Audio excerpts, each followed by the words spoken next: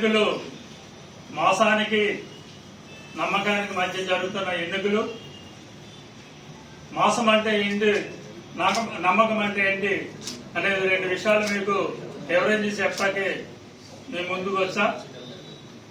ఈ రోజున భారతదేశ రాజకీయాల్లో ఒక మలుపు తిప్పి పేద ప్రజలకు గుప్పుడు అన్నం దొరుకుతుంది, పేద ప్రజలకి సుఖంగా జీవిస్తున్నారు, ప్రజలకి అన్ని సంక్షేమ ఫలాలు అందుతున్నాయంటే కేవలం వైఎస్ జగన్మోహన్ రెడ్డి రాష్ట్ర ముఖ్యమంత్రి గారు. అంతకుముందు ముఖ్యమంత్రిని అన్నీ చూస్తున్నాం, మీ అందరూ కూడా తెలుసు, మీడియా మిత్రులు కూడా.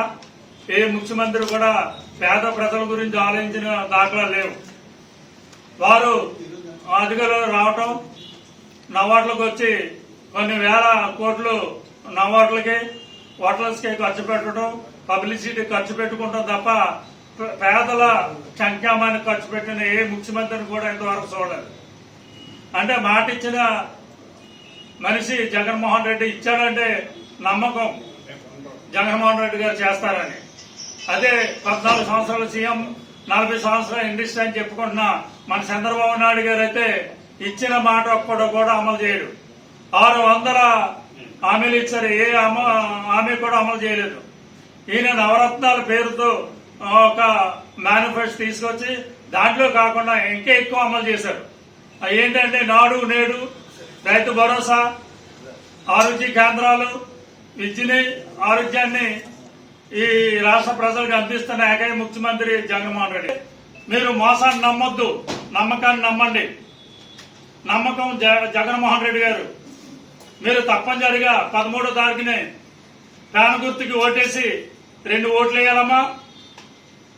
ఒకటి పార్లమెంట్ కి, 2 అసెంబ్లీకి ఫ్యాన్ గుర్తుకు ఓటేయాలి. మరి విలేకరులందరికీ కూడా నా యొక్క వందనాలు తెలియజేస్తూ ఉన్నాను. అలాగే లీగల్ అధినేతగా సత్యనారాయణ ప్రెస్ మీట్ ఏర్పాటు చేశారు, వారికి కూడా నా యొక్క వందనాలు తెలియజేస్తూ ఉన్నాను. అలాగే మరి పంతులు గారికి వేదికగా తెలియజేస్తున్నాను. నా పేరు పి రాజు, క్రైస్తవ బిషప్గా మరి ఇంకా ఉన్నాను. జగన్మోహన్ రెడ్డి గారు 5,000 రూపాయలు ఇస్తాను అనేటువంటి ప్రమాణం చేశారు.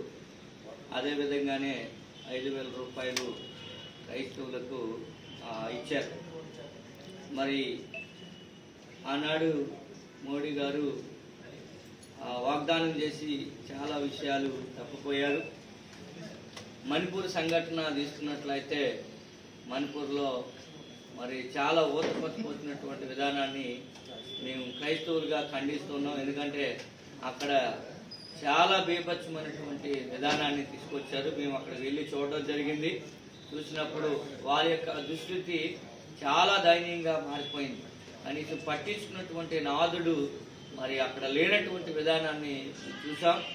మరి నిజంగా అప్పుడు గవర్నమెంట్కి మేము విజ్ఞప్తి చేసినప్పుడు కూడా మోడీ గవర్నమెంట్లో మణిపూర్ విషయంలో అసలే స్పందించలేనటువంటి విధంగా మరి చాలా నిష్పూర్ణమైన స్థితిలో, దయనీయమైన స్థితిలో దాన్ని వదిలేసినటువంటి విధానాన్ని మేము ఖండించాం.